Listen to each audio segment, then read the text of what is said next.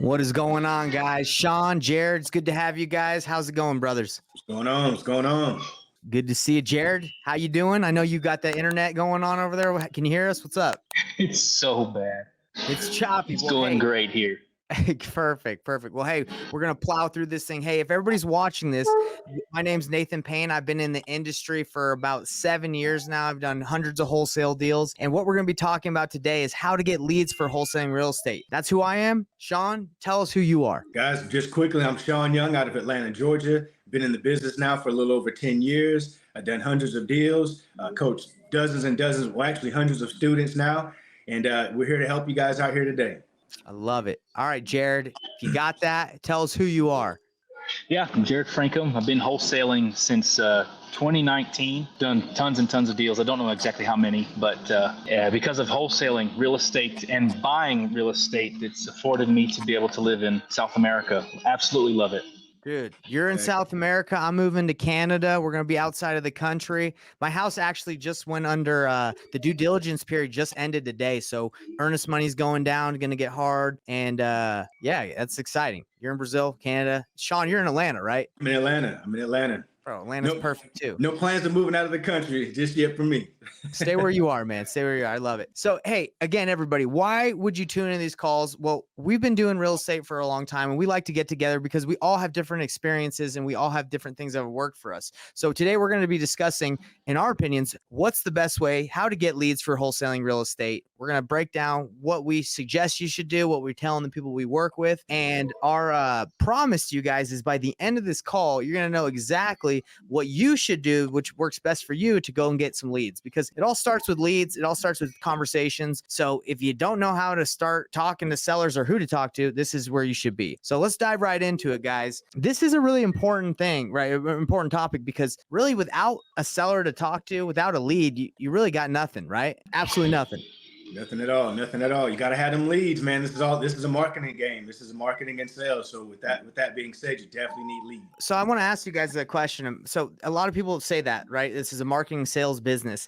I feel like a lot of people that get in this business don't really think that, right? They don't think this is marketing at all. At least when I started, I just thought it was all real estate, baby. And all I had to do is, flip a house or just focus on real estate, not marketing. So Sean, when did you realize, and Jared, when did you guys realize this was just like a marketing heavy business? Yeah, man. Like right from the jump, actually, man. Like I said, once I got started, I had a little dip in my productivity, and it was due to my lack of having systems in place and having a follow-up, having a path to that follow-up. So it's super important that you have those things in place. But anyway, so for me, Sean, so when I first started, I didn't know anything about marketing, right? I didn't even think it was that important. So I thought it was all like having conversations with sellers, and you had to be like an amazing sales guy and have the best conversations, which is really important. But what I did is I focused so much on getting good at the conversation and the sales process, and I didn't think leads was an issue. I was like, man, maybe I'm just not that good. But then as I got better at sales, I realized, man, I barely have any leads. I barely have anybody I'm talking to.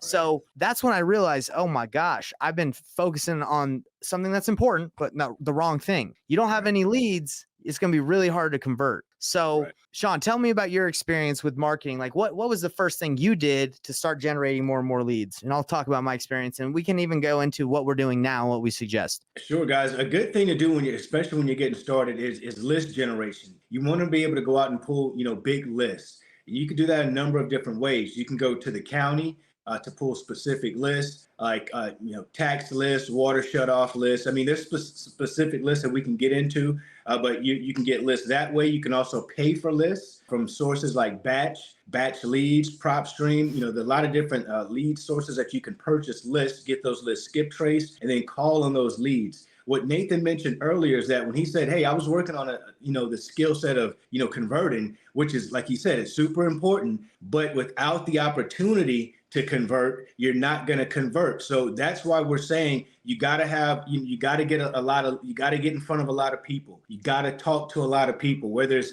getting in front of them or on the telephone or by text. However you're doing your outreach, the more people that you're, reaching out to, the better your opportunities are to have a conversation. I love it. I love it. So I know the game in marketing has changed over the years, man. Because when I first started 2017, texting was huge, and that was an easy way to get deals, bro. I know you probably got into it big with texting. Do you still do it, mass texting? Yeah, 'Cause we I still don't. do texting, but it slowed down because of the regulations that came in place. Like last year, and then like of course at the beginning of this year, they really started to crack down on it. So we've gone a different route, but like you say, we go through waves. When I actually first got started, the big thing was mailers. I Mm, literally spent like $320 on mailers on my first mailing campaign and ended up getting 7 deals closed. I got 11 deals under contract and closed 7 of those with $325. Could you do that today? I don't bro, think so. that's freaking insane. You spent $325 and got 7 deals? 7 deals closed. Absolutely. Bro, if it was that easy now, that would be the greatest thing in the world. 100%. 100%. And So, the reason, yeah, no, go ahead, Nathan. well, check this out. So when I first started, I spent $10,000 on mailers in Utah. Didn't get a single deal. Wow. So I don't know. Market is really important too, right? Market who you're sending the mailers to. It's not just like, hey, do you want to sell your house? And you're going to get someone be like, yeah, I'm ready to sell. Let's talk. It's not always that case, right? You got to make sure you're hitting the right people. So when it comes to getting leads, there's so many different strategies, right? So I think, you have to be dialed in on a strategy that you want to get good at and you want to master, because there's so many different ways to go get leads. You can be the pre-foreclosure guy. You can be short sale the guy. You can be the tax lien person. You can niche down on a specific list and get really good at marketing to that list. One thing that I did, which I think was a mistake, is I pulled all these different strategies, all these different lists, and a ton of them, and I didn't really focus on getting good at the messaging for any of them. And my message was just like, do you want to sell? Do you want to sell? And that is very expensive in my opinion. I don't know if you agree with that, Sean, but I don't like to pull a bunch of different lists and giant lists and then just plow through them, because it's expensive and it's not very targeted. But Sean, your opinion? Man, I agree with you 100%. So Nathan, let's break that down a little bit. So you mentioned like specific type of lists. I know that, there's code violation lists, there's tax lien lists. We've got a lot of different lists out there. What are your favorite lists to go after? Let's say the top three. What are the top three lists, as a new person that you think someone should go after? I'll give you some of mine, but I want to hear yours as well. Yeah, man, pre-foreclosures have always been tried and true for me. Those are people that, they're not always super motivated, right? You got to pull out, you got to like build the trust, but those are good probates. They're going to sell. Those are people that don't live in the home necessarily, and they don't have any ties emotionally to the property. And absentee owner is always a tried and true, but absentee owner also usually have to go through quite a bit of data to get somebody. So it really just depends on your strategy. If you're, in my opinion, if you got a big cold calling team and you got to feed them, you got to have enough leads to do that. So that's absentee owner, that's bigger list, high equity. But if you're a smaller team and you can go target people specifically, it's probates, pre-foreclosures, tax liens, where the lists are smaller, but you can get better, you can target them better and get a hold of them better. That's my opinion. So those are the three. What about you, Sean? Man, I agree with you 100% with what you just said. I'm glad that you pointed that out because a lot of people do just kind of go big and they say, you know what, I'm just going to go pull a vacant list. Listen, and tell me if you agree with this. I know that you agree with this, but I think that the best method that you should try to use is what's called like double stacking or find lists that have multiple pain points, right? Pain points, right? So let's say they're a probate and they're an absentee owner, and there's some other motivation. So you want to try to look at lists like that when you're trying to build your list, especially when you're trying to niche them down. Because if not, you're going to have a big list. It's going to take you a long time to get through them. It's going to feel daunting. You're going to feel like I'm not getting nowhere. You're not going to be directed or focused in your messaging to those leads, like Nathan said, because that's a newbie mistake. That's a newbie mistake. Once you start doing this for a little bit, you realize that you have to be very focused on your conversation. You don't speak to an absentee owner the same way you speak to a probate, or pre-foreclosure. They're in a different mindset. You know what I mean? Yeah, you got to be really empathetic to their situation. They're going through some tough times. The tired landlord he might just be tired. He's like, whatever, he doesn't live there. It's not very emotional for him. But so what were the top three in your opinion, Sean? Then we'll go to Jared on what his top three. Yeah, I think pre-foreclosures is a top one. Absentee owners, and like you say, I like to go with the code violations. So I like code violation lists. And to me, the code violation is almost like a driving for dollars list, but you didn't have to drive. Right. The city drove, right? And they're the Right. ones that are like, hey, this house, code violation. It's got the tall grass or whatever the criteria is in that city. I love it. Okay. What about you, And Jared? Yeah. I'll unmute Jared. Jared, what's Yeah, up? mine is driving for dollars, driving for dollars, driving for dollars, driving for dollars. That's my favorite list, no question. Love it. Wow, driving for dollars. That Huh? list is much harder to get, but it's even better for someone who's just getting started. In fact, my first 4 or 5 deals were straight from skateboarding for dollars. In fact, I didn't even drive. The reason I Really? like that is guarantee the condition piece of the motivation. So you know that there's something already fishy with peeling paint, or something as crazy as like the roof is half blown off. But in my opinion, if you build your list where every prospect has a higher chance, it diminishes the length of time for your marketing to take effect before you get a deal. And so for someone who's just getting started, what I like about the DFD list, driving for dollars list, is 2 parts. One is you need fewer prospects in your list to get a deal. And second is, by seeing so many as you drive, you start to see that in almost any neighborhood, maybe some that don't have HOAs, homeowner associations, but you've seen almost every neighborhood needs that work. And it keeps you motivated and encouraged that, wow, there actually are lots of properties that need some love. And it keeps your mindset right to keep going for the marketing, because as we start marketing and we start to cold call or send SMS or mail, and we hear a lot of no's, sometimes it's easy to believe, maybe this doesn't work. But you start to see, man, after 2,000 houses that are all banged up, someone's going to sell, right? And so I like the reinforcement, the positive reinforcement that comes from seeing where I can actually make a physical difference in the marketplace by seeing where these houses are. Personally, that's what I like about the DFD list. It does take some effort. It's not as easy as just pulling a list from PropStream or something, but you know that every single prospect on that list has a higher chance of a sale versus just whatever list that everyone has. Yeah, no, I really like that. Sean, what do you have anything you want to elaborate on that? Man, I think that Jared hit it right on the head. That was going to be my next point I was going to make. I was going to say, guys, the best thing to do if you're getting started is to get in your car or get on your skateboard, get on your bike, no excuses, just get out there, drive around, ride around the community, look for distressed properties, high grass, boarded up windows, mailboxes knocked off, or, where the house looks out of place based upon other houses in the community, just like Jared said.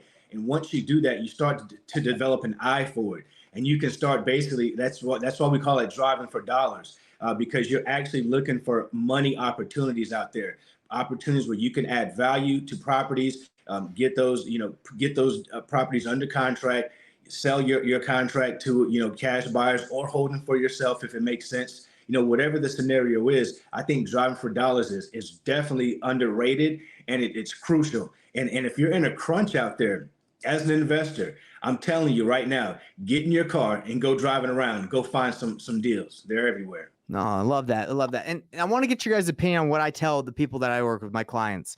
So this is a strategy I use, and I think it's like driving for dollars with purpose, right? Because sometimes when you drive for dollars, you'll let me go hit that neighborhood, let me go over there. I don't really know where I'm going. Let me just drive around, right? I don't know if you guys have ever done that, but that's how I did it when I drove for dollars. I was like, let me just drive. But what I tell people to do is I say, we're going to pull the pre-foreclosure list. You're going to hit up everyone on that list, and your goal is to get a hold of literally everybody. Okay, that's your goal. Not to see who cares if they want to sell or not, just get a hold of the right person, right? So once you get a hold of that person, you can then determine, okay, is that person want to sell or not? Now, if you can't get a hold of that person, all the numbers are disconnected or whatever, the next step is go knock on that door, go leave a note on their door. And then while they're out going to do that, take that action, then as you're driving, you see other properties in that area, and then you mark those and you add those to your list. So you're going with a purpose to a property to get a hold of someone that you've not been able to connect with. And then you mark as you go, leave a note, knock the door, and you're building up your list that way. So it's strategically like you're killing 2 birds with 1 stone, right? Versus just driving. And I feel like that's what I did when I first started. And these are I would say tactics that you use when you're starting out. And then obviously as you get bigger and better and you have more money, then you go pay-per-click route, you go the pay-per-lead. But in my opinion, it's that strategy of like, be really targeted, mark as you go, and then get money to do pay-per lead, pay-per-click. That's my opinion, guys. What is your response, or what are your thoughts on what I'm telling people? I'm curious what you guys think. Yeah, you're right on. You're right on it, man. You're right on it. And I think we should literally spend like a whole episode one day all about driving for dollars. You know exactly how to do it. You know, what do you do after you get the lead? You know, how do you skip trace? You know, the whole entire process, so that our viewers that are listening can really walk away and go get in their car and strategically, like you said, have a strategy behind it and go driving for dollars. And there's so many ways that you can go about it, so many different strategies, but make sure that you're not just, you know, driving all over the place. Have a strategy about it so that you can kind of target, okay, I drove this area. Now let me drive this area. You know, get chunks of, make it like chunks of a pie and you know, knock it off by like that and make sure you're tracking it. Love it. Jared, do you have anything you want to add to what I said, and any thoughts?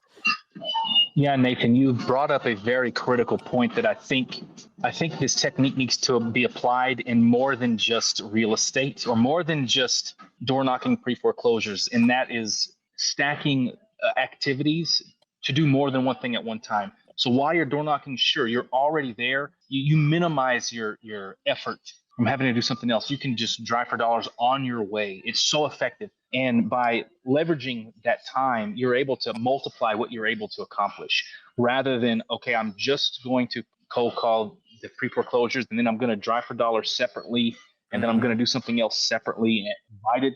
You're much slower. So what I found is, and this is translated from real estate, from running my business into multiple areas of my life, is stacking, do multiple useful things at the same time. Even, and what I love about this business is it's taught me a lot of life skills. So I like to, even when I'm hanging out with friends of mine, those people are in real estate, and we talk about doing deals together, and we are able to do deals at the same time anyway. And that skill set happened from doing exactly what you're talking about, Nathan. Is I found a lead that I couldn't get a hold of, so I went to go knock on the door or leave a door hanger or a flyer. Why not drive for dollars while I'm out here? Why not talk to the neighbors? And you drum up serious business this way. And it's all by making your life as most efficient as possible, rather than just knocking off one task by one task. Love it, man. I appreciate you saying that and elaborating on that. And you know, another great like a pro tip is, while you're knocking doors, let's say you knock on somebody's door and they're like, man, no, I don't want to sell. This is a great question to ask if you're there. Be like, hey, you know, that's fine, you don't want to sell, but I am looking to buy properties in the area. Do you know if there's any properties or neighbors that are like an eyesore? You don't have to tell me like who it is, but I'm just curious, is there any property in the area that you would just love to see get rehab? Because that's what we're looking for. All the neighbors know, everybody in the neighborhood knows that problem property, that house that's nasty, that's bringing the values down. Every time I ask that question, they're like, yeah, go down that street to the left. Exactly. You can smell the cat pee from just the street, and they'll point you in the right direction. So while you're out knocking doors, don't always make it like, hey, I want to buy your house, because that can get kind of awkward sometimes. You can say, hey, I'm just looking for properties. Do you by chance know of any eyesores or any problem properties here that I might be an opportunity that I could look at? Right. So that's just a tip for everybody that's going to be knocking. Yeah, and my apologies, guys. I just realized that my mic was off this whole time, so my sound was probably horrible, but it's on now, so we're good to go. We fell our way forward around here. Well, I heard you. You sounded good to me, man. Good. All right, guys. So we've done a pretty good job of talking about like where we get leads. You start kind of like with the list style. You start with like the lower budget activities, I would say, when you're starting out, and then you can go scale up. Is there anything else that like maybe we haven't thought of or people don't think about? The thing that I want to say is just be careful. Don't think just because you're talking to people as leads and they're saying no, that all leads suck. Like, it does take the right conversations. And I'm tired of, I hear people all the time, oh man, there's no motivated sellers out there. People don't just answer the phone and like, thank you for calling. I'm so grateful that you called me. I'm so motivated right now to sell. I'll sell at a discount. Like, that just doesn't happen. You have to, again, motivation just doesn't pop out unless it's like some crazy low hanging fruit that they have to sell tomorrow and they have to tell everyone what's going on. You have to pull it out. You have to gain that trust. So Sean, do you agree? Like, is there not just like one specific list that's just amazing with every call and you're just like, it's the secret sauce list? Yeah, there is no secret sauce list. There's no secret sauce, guys. It's just repetition. You got to just plow through it. Like we said, it's a numbers game. You're going to hear us saying that quite often because that's what it is. And we always want to keep driving that home. It is a numbers game. The more people that you talk to, the more opportunities that you're going to get for actual leads, and having those leads convert into closed deals for you. So it all starts with having mass amount of opportunity. Yeah, and that was a mindset shift that I had to make and it took a very long time, Sean, that I thought leads, there was like some magical list out there. And I was like, man, I don't know what it is. And I would always see, as I was like a year or two in, I'd see brand new wholesalers getting deals. And I'd be like, how are they getting those deals? I'm better than they are. Like, I'm more skilled. Bro, they were just out there doing work. And I wasn't. Right place, right time. Yeah, right place, right time, putting in the effort. And I was probably just like doing a little bit here and there. I'd get a deal and I'd stop because I was tired. You know how it is. Like sometimes after you start doubting yourself, you say, yeah, I'm gonna scale back a little bit here. Maybe I'm going too hard in this direction. And when you take your foot off the gas, it takes a lot of energy to get your foot back on the gas the right way. So trust me, guys, when you get your foot on the gas, stay consistent. Stay the route. It's not going to be instant success, but know that. Enjoy the journey, enjoy the adventure of the journey, and you'll be okay. And I will say this, I think a lot of people struggle to get their first deal in wholesaling because they focus on the wrong activities. They focus on like not the money generating activities that lead to deals. They'll focus, well, let me get my LLC set up. When people say they got their LLC, I'm like, bro, who cares? Who cares if you got an LLC? Right.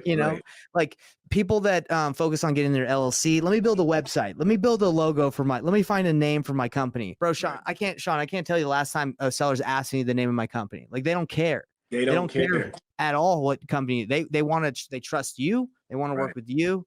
And and that's what people do. They want to gravitate towards the easy thing. So the way to get a deal and to consistently get deals is to consistently do the money generating activities, which is get leads, talk to them, and then take them through the sales process. Simple as that. But it's not simple to do. Well, it is simple to do, but it's not simple because you have to do it. You have to work. It's not easy to have to always continuously wake up every morning and make those calls or take that action. But that's what gets you paid. That's it.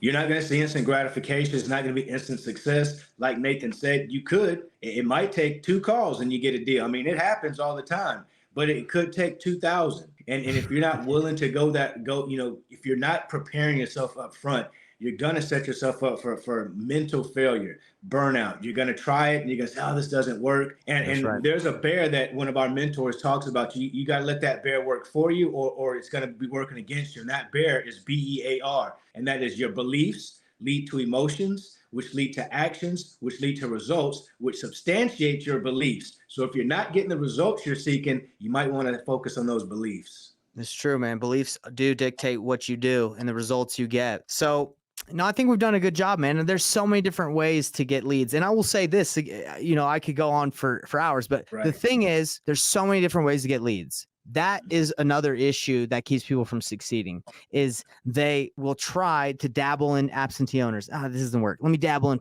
tax liens. Let me dabble here. And they just try a little bit of everything and it's not enough and it's not consistent enough when they don't see the results and they're like, this doesn't work. Where if you just stay focused on, let's just say probates, just pull the probate list, stay consistent, keep mailing, keep calling, keep reaching out to those people with the right messaging. You're going to see results because people in probates, they're going to sell. They're going through probate. So would you agree on that, Sean? 100%. When you're first getting started, you want to go an inch wide and a mile deep. You don't want to be a mile wide and an inch deep and everything. You're not doing anything. It's just a waste of time. Remember that, an inch wide and a mile deep, and that'll save you some time and money. That's good. And saving money is so important in the beginning, dude, because like me, 10K deep. I went, what is that? That's wide and deep. I went wild. 10K in mailers when I first started, didn't get a deal. First of all, because I didn't really know how to have that conversation. So I was too ambitious with the spend and I didn't really know how to spend it. Maybe I sent the wrong materials. Maybe I sent the wrong list. Like be careful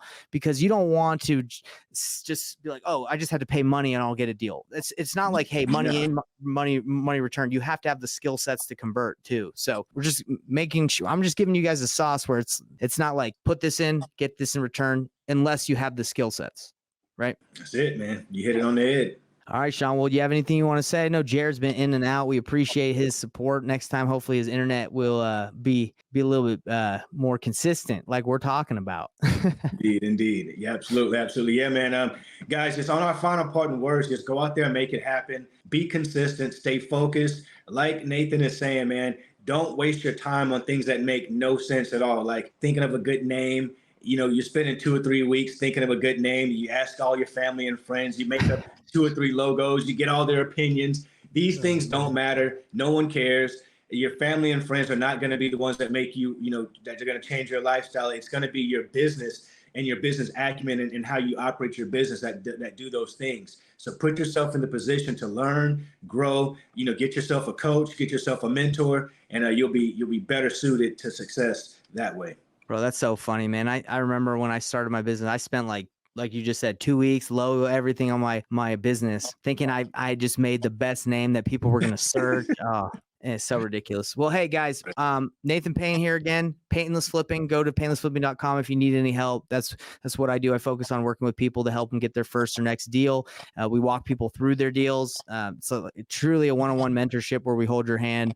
That's what I do. And Sean, where can they reach out to you if they need any of your services on the VA front? Guys, if you guys are looking for a professionally trained, monitored, managed virtual assistant that'll help you, scale your business up without spending a ton of money, head on over to reiworldsolutions.com. Let me know that you saw me here with Nathan. Take great care of you.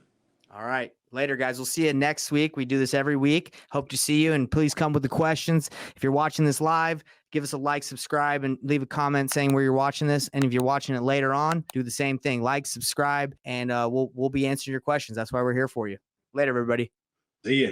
Hey everybody, what's up? It's Nathan Payne, and for the first time ever, we just released this insane training bundle that has literally everything that I've learned from doing a combined 4,000 deals in real estate, all from starting with absolutely no previous business background experience or any real estate experience. Plus, there's over $19,000 worth of free gifts that we're throwing in, all for an insanely low price. If you want to get your hands on this, be sure to click the first link on the description below right now.